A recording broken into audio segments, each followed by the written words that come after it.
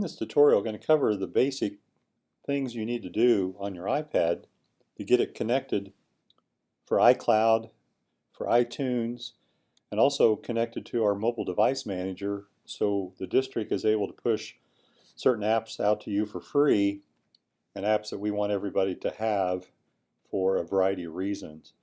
And so the first thing I'm going to show you is on the iPad, we set up each of the new staff iPads, connected them to the Wi-Fi. It should be talking to the network, and we also named that iPad. And so I'm going to tap on Settings there in the bottom left, and it's going to open up my Settings window, and I want to tap on General over here on the left-hand side, and up there at the top, if I click on About, it's going to show me the name of that iPad. And so we named it the iPad with your username, the first part of your email. Mine's 6.2, this is a different iPad for me, but then hyphen iPad Mini 2. And all the staff iPads, we've named them with that convention, and so we want everybody to keep that name the same. And so that helps us to find it on the network, helps us in our mobile device manager, helps us to send invites to you, etc. So please don't change that name. But do notice that down below on this iPad, notice the capacity of these iPads. You can see the capacity of the iPad and how much available space, and these are 32 gig iPads, and so you got a little more room to put some stuff on there, and I think it'll make it a little nicer. I'm going to click on General there at the top. I'm going to click on my Home button. I'm going to drop back out, and one of the next things we want you to do is to get this iPad talking to the mobile device manager, which is for us is called Lightspeed. And on that sheet of paper we provided all the staff, we've got a list of those URLs, which are websites. You need to pick the one that is associated with your home school. And so for most of you that's pretty simple. With itinerates, you got to figure out your home school. For instance, Martin Munoz, your home school is Grandview, and so you're going to select that. I'm going to tap on Safari there in the bottom right and open up a web page, and notice you have that URL starts with an HTTP. I'm going to click on the window at the top of the screen that allows me to enter URL. I'm going to type in that HTTP address,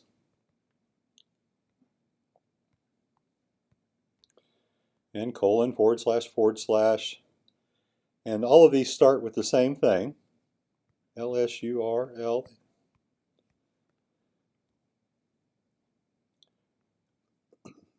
And for the middle school, that's K961.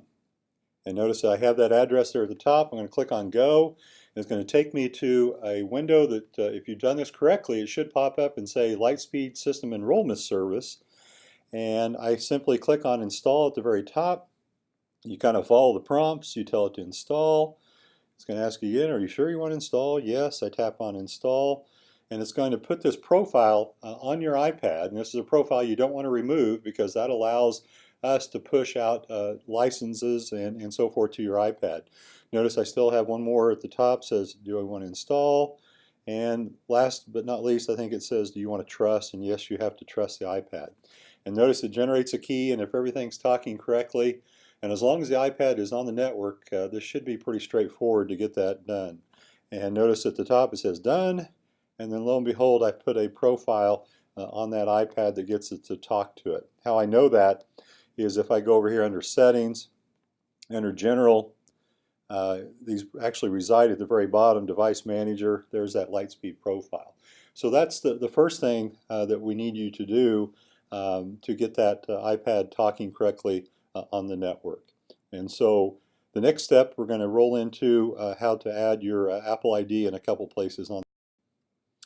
In this part of the tutorial, I'm going to go through the basic steps of adding your Apple ID in one of two places on your iPad so you can get your iPad talking to the network and talking to Apple correctly so things are syncing across, such as your notes, maybe bookmarks, those kinds of things, along with keynote pages, numbers, and even photos. You can start to get those moving across on your iPad.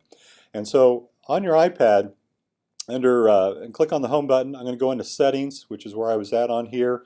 This is the different settings window, which I've shown before. I'm going to scroll down the left-hand side and look for iCloud. And under iCloud, this is where you put in your Apple ID that gets those things talking that I was just referring to a minute ago. And so notice up at the top right is where you enter your Apple ID.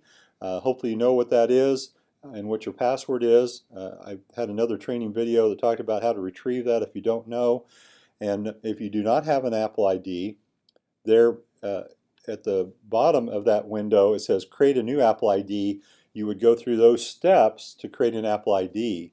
And the best way to create a new one is you want it to be some username, and you have to find one that's unique at iCloud.com, and then you can put in a retrieval password or email that could be your school email or could be another personal email in there as well. And so you could go through those steps to do that. But I simply go in here, I'm going to enter in my iCloud address. I've got another one that I use for training purposes. So I'm going to plug that one in for this. And it's djensen1962 at iCloud. And then I'm going to go down here and enter in my password. I'm going to pause my video for a second because I'm not going to share my password, and then I'll take you to the next window and show you what that looks like.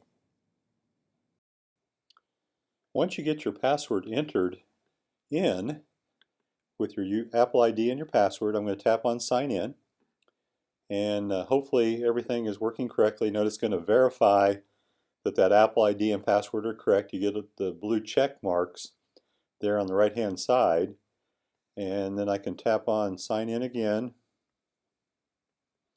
and it's still kind of verifying here for a second, and then it's going to take me to a window that allows you to set up what services you want to have turned on.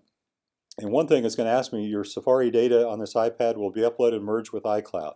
That's fine because that's just my bookmarks, and it's going to send that up there and set up iCloud on this iPad. And it says, would you like to know your location? Sure, I don't mind that at all because that helps me if I ever need to find that iPad too. And then one thing that you may or may not want to use, and I'm going to turn it off on mine, is I like everything to be on with exception of backup. Apple gives you 5 gig of backup storage, which if you put a lot of stuff in your iPad, you're going to start running out of space pretty quick. And so I'm just simply going to turn off iCloud backup for now, and I can turn that on later if I want to, but I don't really care that my iPad is backing up for my school iPad here. And then everything else looks good, and so notice at the top there's my Apple ID. I have family share set up on this account, but you don't need to worry about that, so just don't worry about that right now for your school account. And then that's good to go. So the next thing I'm going to show you is we're going to go into iTunes.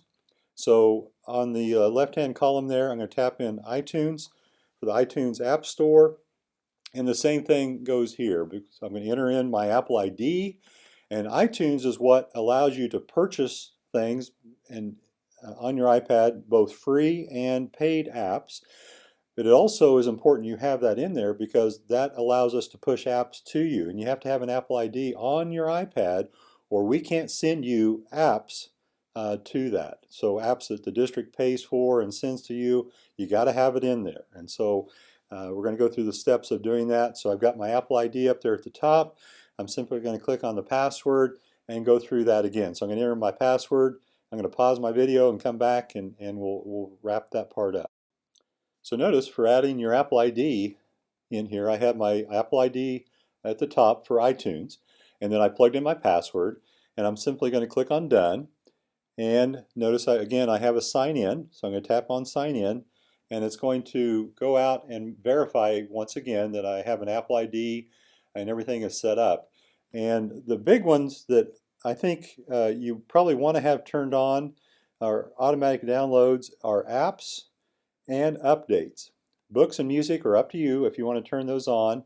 And then notice down below you have a couple other things, suggested apps and for my apps and App Store. I just leave those on. That's not a big deal. But now, if I look at that, I've entered both an Apple ID for iCloud now, and I've added my Apple ID for iTunes. Now that iPad is set up. One last thing I'm going to show you is when we start configuring your iPad to talk to our mobile device manager, there's one more step. You're going to get prompted here in a few days. I'm going to show you what that looks like. So when we send out the invite for the mobile device manager, you'll get prompted on your iPad to install and get it talking to the device manager through this little process.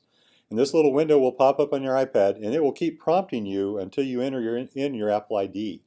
And so I'm simply going to click on Install on there. It's going to take me to a window, and it's going to log that in. Notice I get to install one more time. And it's going to keep prompting me to do this as it's adding those apps that we're pushing out from the district. It may prompt you for your password to put that in, but notice it automatically is starting to download some of these apps like ScreenChomp. We put the El Dorado app. Pages keynote numbers are already on your iPad, but it gets it just talking correctly, and it'll keep going through this process. So don't dismiss it. You just kind of got to go through this, and it takes, probably 5 minutes or so to go through here, depending on how quick the network's downloading everything. But this will complete the process to allow us to push apps to your iPad. Notice we've got Power Teacher, different ones coming down. So you just kind of go through this process, and this will wrap up getting your iPad working correctly on the network.